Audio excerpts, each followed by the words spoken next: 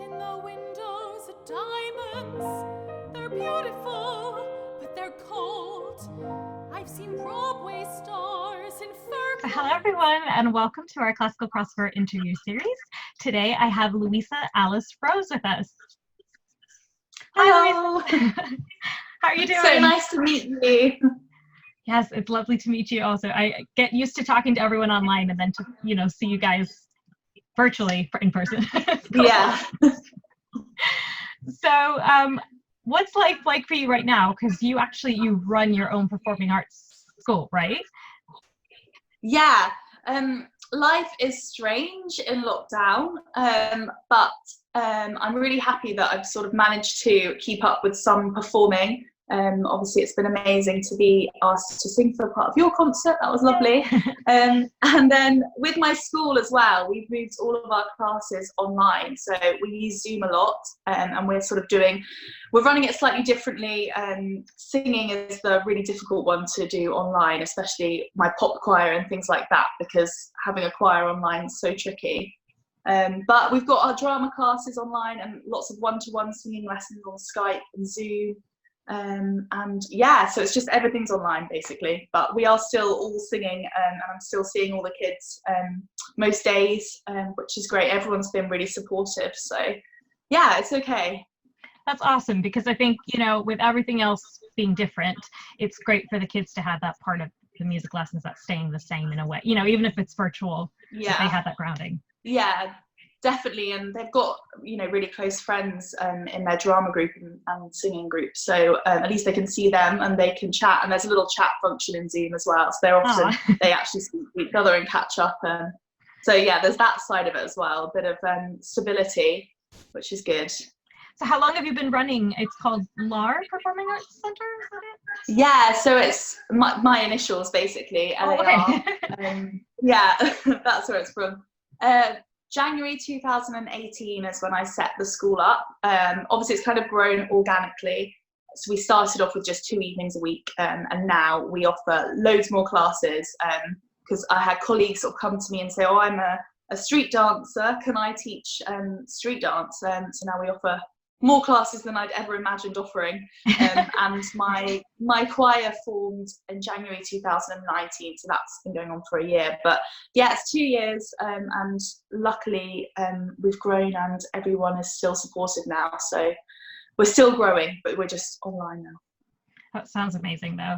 To put that all together, you must be very organized.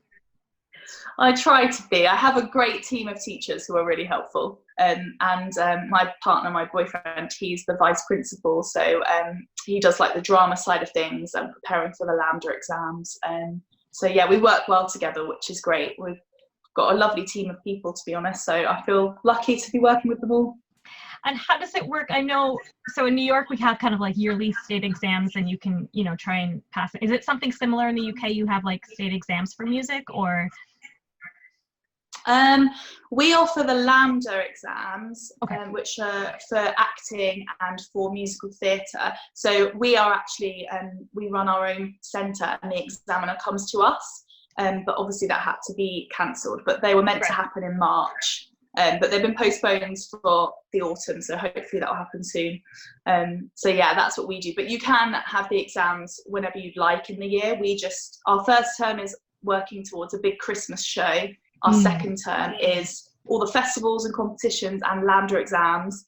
And then the third term, the summer term, is our big summer show. So it was the Lambda exams and the summer show that sadly weren't able to take place. So yeah.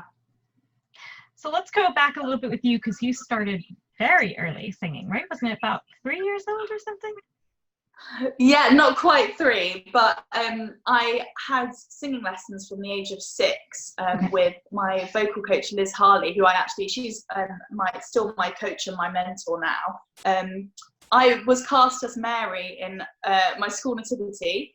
This is how I began singing when I was in year 2 at school, and my school teacher said to my mum and my dad, Louisa seems to really love singing, maybe singing lessons would be a good thing for her. She was really supportive of music and drama and the arts and everything.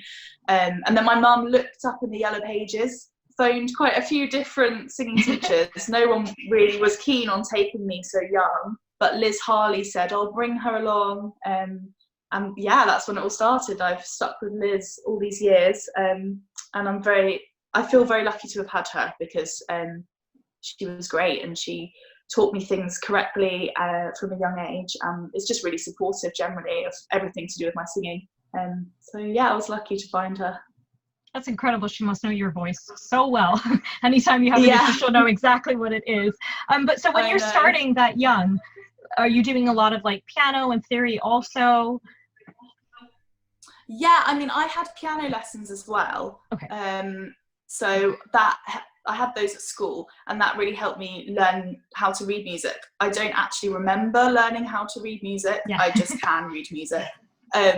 I don't remember that stage. Obviously, I remember things like grade 5 music theory, and then more of that at music college. But actually learning to read the dots, I don't know how. I just know how to do it. So that's something that I try to do with our singing pupils that come to me, is try and teach them when they're younger, because I do think it's so much easier if you, it's like riding a bike. Once you can do it, then that's great. Obviously, there's more to learn as you get older, but certainly learning the basics of reading music. I think with Liz as well, when I was really young, we just used to sing. Liz was very good at making sure I was singing repertoire that was great and for keeping my voice sort of healthy and everything like that. I remember sort of saying, "Oh, I want to do that one again." I'd just get really excited about the music and the drama of it. I always loved that side of telling the story through the song. So I think Liz just used to sort of subtly put technique in, like how to breathe properly and things like that. But I don't think I even noticed that we were doing like technique. I was just having loads of fun and singing songs. I started off musical theatre really, and then progressed into more classical repertoire as I got older. So was it Liz who suggested you audition for the West End, or? I think so. I don't remember the exact ins and outs of it, but I think she obviously recognised a talent with my singing, and probably spoke about that with my parents. And I went along to Sylvia Young Saturday School and did drama, because I started doing my Launder exams as well, sort of at school, and I just loved all sides of drama and singing and music, and I think my parents just they've always been so supportive, so they just embraced that, and I used to go on the train with my mum up to Sylvia Young Saturday School, and I think that's where I got the Les Mis audition from them. I think they put me forward for that, so yeah, but Liz definitely was my vocal coach, and we worked on Castle on a Cloud, and she got me all ready for the audition. So.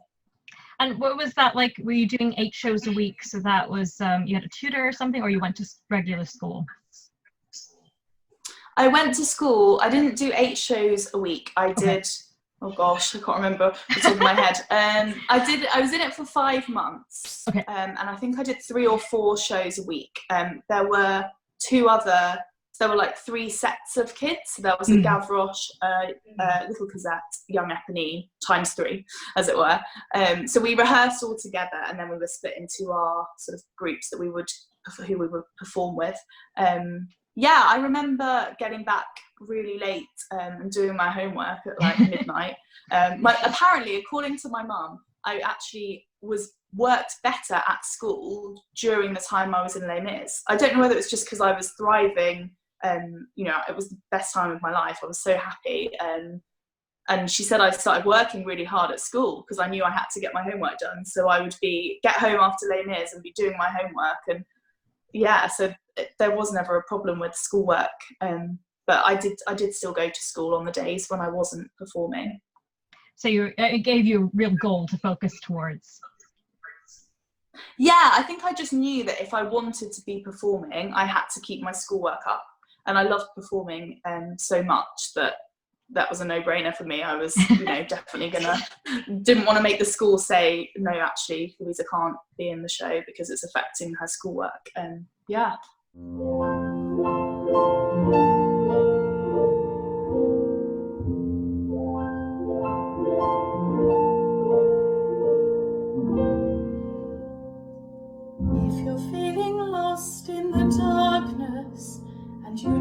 know what to do.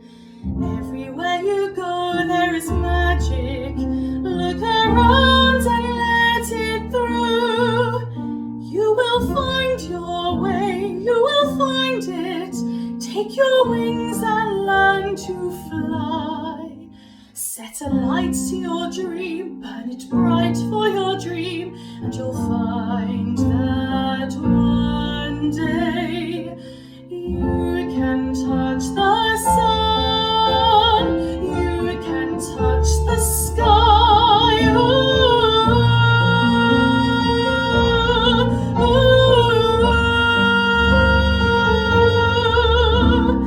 You can touch the moon, you can touch the stars.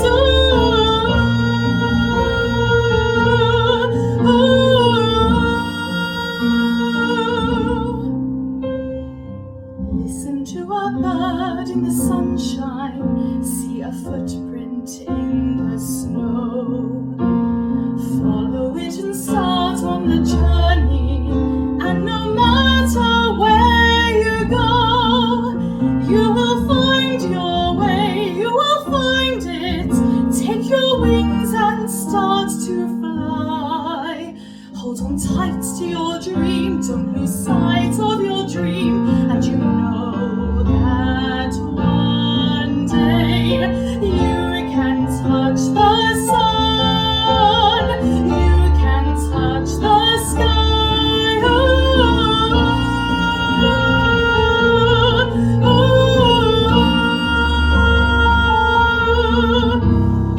You can touch the moon, you can touch the stars.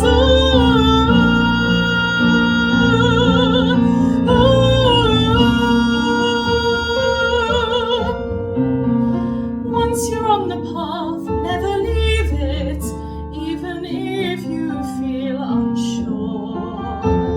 Close your eyes, be brave and believe it. Let your spirit start to soar.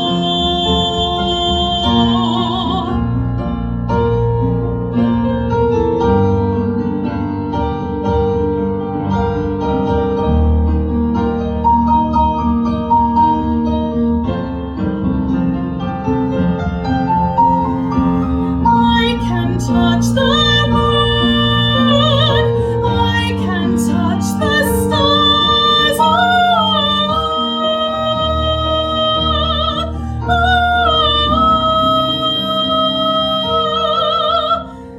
You will find your way, you will find it.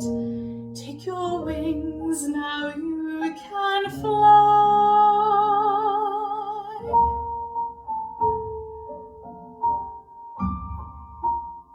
And your dream will never die.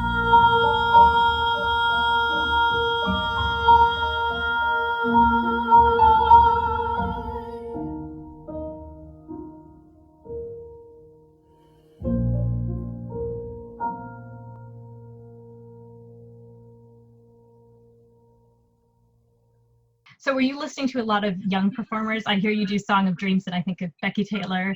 So who Yeah. are your influences? So I used to listen to Becky Taylor when I was a child. I think sort of Charlotte Church was still very big out there with her classical singing, and Becky Taylor. I used to listen to Keedy as well. Yeah, so I think Becky Taylor, I sort of loved the songs that she did because she was a few years older than me, but sort of something to look towards. And I love singing all of those songs as well. And I used to have like the choir boys as well. I used to listen to them, and I've got their songbook. I used to sing those songs. But I loved sort of all classical music, really. We always had Classic FM on, and musical theatre. Phantom of the Opera, I used to listen to that a lot as a child as well. And obviously Les Mis. I think I know every word of Les Mis, actually. I reckon I could sing the whole show, word perfect. Because we used to listen to it, obviously in the dressing room. It was on the whole time, so it was just in the background for 5 months non-stop. And then I've revisited that musical throughout the years as well in other productions of it, and at the 25th anniversary as well. So it's like the soundtrack to my childhood, I think. No, every word. You were a part of the 25th anniversary one?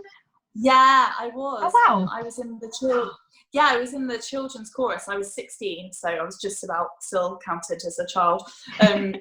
Yeah, so I was in the children's chorus. So you can see me if you look very closely. When they all sing, "Do you hear the people sing?" at the end, walking on with the big flag. Yeah, I was there. Oh, that's so special. That's awesome. So do you want to play now either Grown Up Cosette or Eponine? Oh gosh, I know. Les Mis holds such a special place in my heart. It would be amazing. I'd love to be Cosette.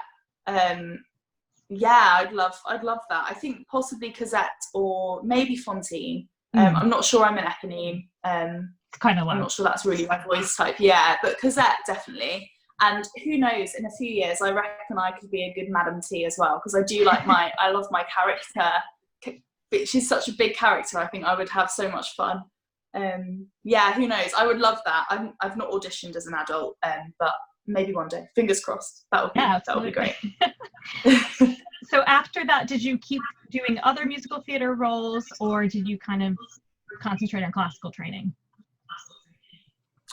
So I was 8 when I started Les Mis, and then I had my 9th birthday actually there, which was amazing because they all sung happy birthday to me. The whole cast of Les Mis was a great moment.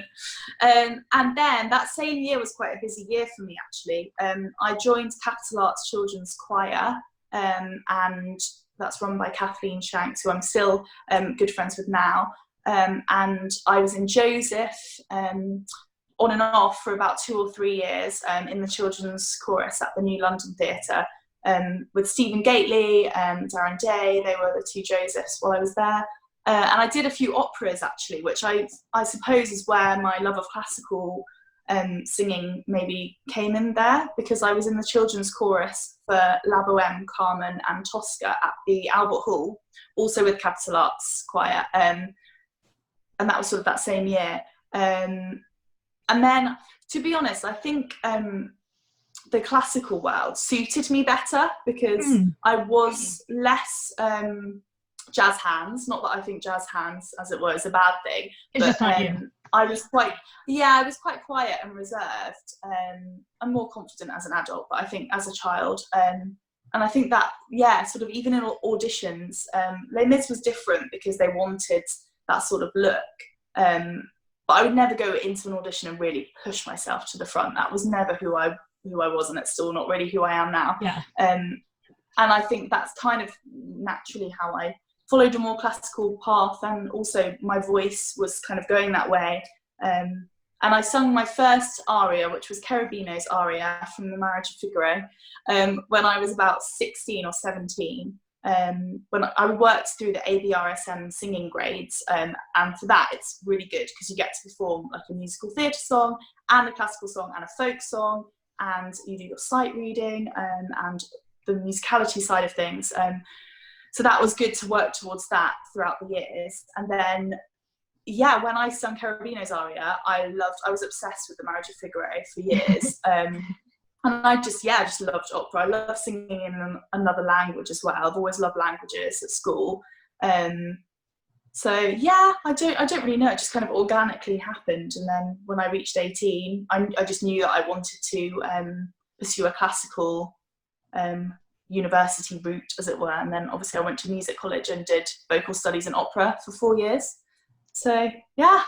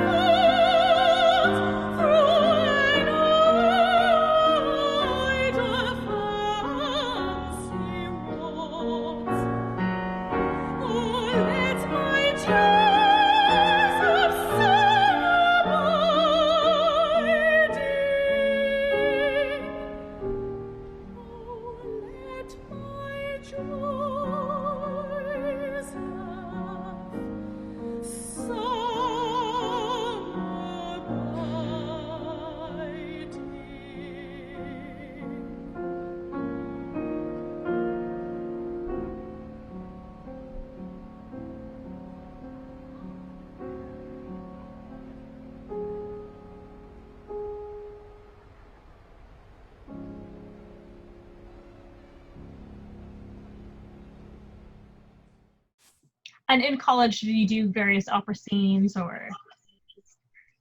Yeah, so one thing that I loved about the Royal Northern was that we were encouraged to sing opera, and the undergrads were allowed to be in the operatic productions. So I did a few different opera scenes, Così fan tutte, I did Mignon, and we did Street Scene by Kurt Weill, which I absolutely loved. And I was one of the main roles. I was well, semi-main. I was Emma Jones, and I had to. She's quite a big personality. This is why I think of sort of Madame Thénardier type character. She's not the most lovely character, but yeah, Mrs. Jones was kind of that sort of character. And in Street Scene, we had to act with spoken dialogue as well as sing, but obviously singing with a classically trained voice, but also acting. And I've always loved acting as well. So for me, that was perfect because I was able to sing with my classical voice, but also get to do some acting as well. For me, that's quite a big, important part of singing, is telling the story and what the text is about. And I personally think it's just as important in classical singing as it is in musical theatre. For me, it is anyway. So you also kept doing competitions, and you were involved in was it Classic Brit, Sound of Classical or something like that? I'm saying it wrong. Yeah, so it was the Sound of Classical poll. Okay. For the Classic Brit Awards, yeah, in June 2018. So I had to submit a video audition. I performed June by Quilter. I was still at the Royal Northern when I recorded that, actually. And yeah, I submitted my video and I got shortlisted, which was amazing. And then I got invited as a VIP guest to attend the awards, which was the most amazing experience ever. My younger brother George came with me as my +1, and it was a great night, and it was great to see you know, all the stars of the classical world performing at the Albert Hall. It was amazing. It was great. Who are some of the ones that you remember listening to that night? Alfie Boe and Michael Ball were up there as being amazing. I've seen Alfie Boe perform quite a few times, and because I was in Les Mis, the 25th anniversary, that was like the night when he became famous. So I was there, which is amazing. And I'd seen him in E&O's Mikado a few years before that, so I'd sort of seen him on the operatic stage, and then he was amazing as Valjean. He was actually incredible being there when he was singing Bring Him Home. I mean, the whole of the O2 Arena stood up and applauded, and he sort of didn't want to break the moment because he was in character, but he had to come forward and take a bow because everyone was literally on their feet screaming at him because they were like, "You're amazing." Yeah, it was amazing. So it was great to see him with Michael Ball perform. Yeah, they opened the Classic Brits with like a West Side Story number. Yeah, it was a really good night. And you've also sung with Paul Potts on his tour, is that right? Yeah, so when I was in Capital Arts Choir, we performed at the Glory of Christmas at the Albert Hall, and I was one of the soloists, which was again amazing. Yeah, the Albert Hall is the most amazing place to sing in, and it's so scary. I remember being super nervous, actually. That's one of those performances where I still remember the feeling of nerves, because it was like the Albert Hall, and it was my moment to sing my solo, and you're like, this is so big, you know, you look up and you're like, okay, there are so many people here, this is insane. Yeah, that was an amazing moment. That's cool. But that's the point where, you know, all those years of technique has to come in, because at that point you can't really be thinking about it, right? It's just like you have to go into default, just definitely. Let it go, pilot. Yeah, I mean, to be honest, I'm quite good at not thinking about technique when I'm in the moment. Whether that's a good thing or not, I don't know. Obviously, when you know there's a really high phrase coming, then I tend to remember my technique. But most of the time, I get quite immersed in sort of the character a bit. So I would hope that the practice and the muscle memory would kick in, so that everything's in the right place and I can just sort of commit to the music, as it were. So tell us a little bit about your recording too, because you had like it was a single, I think, or an EP, and then a single when you were a little younger, and then now you have a new album. Yeah, so when I was 9, I'd just done Les Mis. I recorded a few songs just because I think my parents just wanted a few recordings, and it's always nice to have a record of that. I was actually in the Bear, so the Snowman 25th anniversary concert was the world premiere of the Bear at the Barbican. I was 9 years old. Again, this was through Kathleen and Capital Arts Choir, but I was the soloist, Tilly. So I recorded that song, Star Song it's called, and a couple of prayers, a child's prayer and the Old Shepherd's Prayer. My dad actually found the music in a little music shop and brought them home for me, and I actually use them when I'm teaching now. A couple of my students actually just perform them at festivals, so I still use them because they're lovely songs. So I recorded those 2 prayers, and I knew that I was releasing my album soon, and I still had those recordings. And I thought, actually, it would be really nice to release those. So I did. I released them recently, but they were recorded when I was 9. And yeah, I called the EP Little Prayers of Love, and they're 2 little prayers of me singing. And then my single, that was my Christmas single, that was written by Kathleen. Soul of a Child is a beautiful song that she'd written, and I really loved it. And she asked me to record it. And I was honoured to. So I recorded Soul of a Child, and that was released 1st of December 2019. That came out. And then obviously Summer Rose was my first album. That was the big project that took a lot of work. And that was, well, it is a collection of all my favourite songs and arias. I really wanted to record the songs that I've been singing. Some of them I've been singing for a few years now. I was 25 last summer, which was when I was doing the recording, and I thought now is a good time to record those songs, so I've got a record of them. Yeah. So it's more for me, I suppose, that album actually, but obviously I want to share it with as many people as possible. Yeah, so it's all my favourite songs really. That is quite varied, because we've got sort of really obviously crossover songs like Song of Dreams on there, but then also some legitimately classical songs, French song, opera, and then some musical theatre as well. Yeah, so it's basically just all my favourite songs and arias put together, and I recorded them with the amazing Christopher Gould. He is a vocal coach and the most amazing pianist, and it was so great to record with him because he's just amazing. And he sort of added in some improvised, some extra piano, especially in Song of Dreams. His accompaniment is just amazing. It was a pleasure to perform them with him, so I was lucky. Yeah, it's always inspiring when you have a good pianist that you can just go back and, you know, like. Yeah, and because he's a vocal coach as well, he completely understands it from my side of view, from my point of view, and is just really able to support me with what I'm doing. And we come from the same page, I think, in terms of telling the story, and yeah. And he can hold me accountable as well, because he knows my voice, and he knows Liz well. So it was great to have him there when I was recording, just as an extra person to check that I'm actually singing as I would want to sing on the album. So yeah. That's really awesome. Well, everyone go check out Summer Rose, right? Yep, Summer Rose.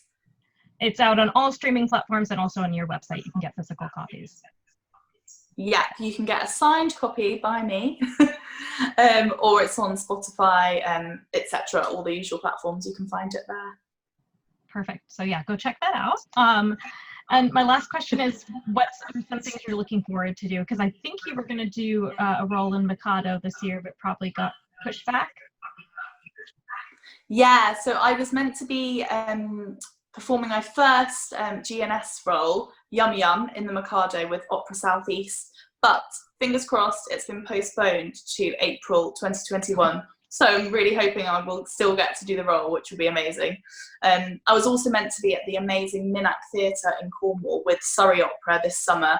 I'm really gutted because it's the most amazing place, the Minack Theatre. It's just so beautiful. But again, that's been postponed till next year. So hopefully those two things will still go on. I'm really lucky because, you know, I'm seeing on Facebook every day all my friends in the arts. It's so many things have been cancelled. Yeah, it's dreadful. But luckily those two things have been postponed, not cancelled. So fingers crossed, still get to do them. Yes, absolutely. And then just with all the artists, with you as well, if people can stream your album and buy your album, that also really helps during this time. Yeah, that would be really helpful at the moment. Well, thanks so much for chatting with us, Louisa. It's so nice to meet you. Yeah, thank you so much for having me. It's always so great to like see what you actually look like in person. Not quite in person, but almost in person. You're a real person, so, yeah. I know, right? Not just at the end of an email or whatever. It's great. Well, thank you so much. Enjoy the rest of your evening. Thank you. So lovely to meet you. Thank you. Bye, Louisa. Bye. I'd rather have